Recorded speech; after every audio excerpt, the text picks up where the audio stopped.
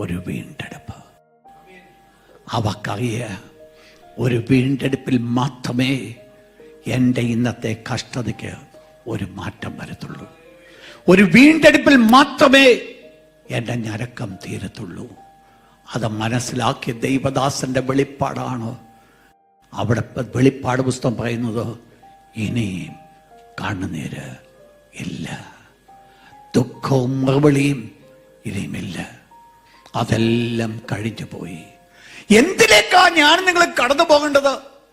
എന്താണ് എൻ്റെ ആഗ്രഹം?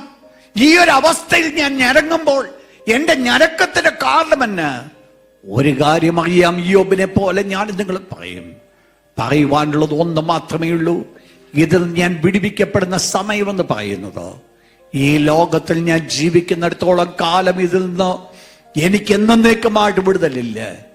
ഇന്ന് മുട്ടുവേദനയാണെങ്കിൽ നാളെ നടുവേദനയാ, നാളെ നടുവേദന മാറിക്കഴിയുമ്പോൾ കണ്ണുവേദനയാ, അല്ലെങ്കിൽ മറ്റെന്തെങ്കിലും പ്രശ്നങ്ങൾ കാണും.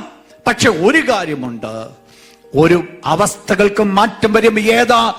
ആഗ്രഹിക്കുന്ന ഒരു കാര്യമുണ്ട്, ദൈവത്തിൻ്റെതായിരിക്കുന്ന പുത്രന്മാരുടെ വെളിപ്പാട് സംഭവിക്കുമ്പോൾ, ദൈവപുത്രന്മാരെന്നുള്ള പദവിയിലേക്ക് ഞാൻ നിങ്ങൾ കടന്നു വരുമ്പോൾ, ആ പദവിയുടെ പൂർണ്ണതയിലേക്ക് ഞാൻ നിങ്ങളും അനുഭവിക്കുന്ന ആ സമയം സംഭവിക്കുന്ന ആയിരിക്കുന്ന കാര്യമെന്ന് പറയുന്നത്, ദൈവത്തിന്റെ ദാസൻ 1 യോഹന്നാൻ ലേഖനം 3-ാം അധ്യായം 2-ാമത്തെ വാക്യം, അവനോട് സദൃശരാകും.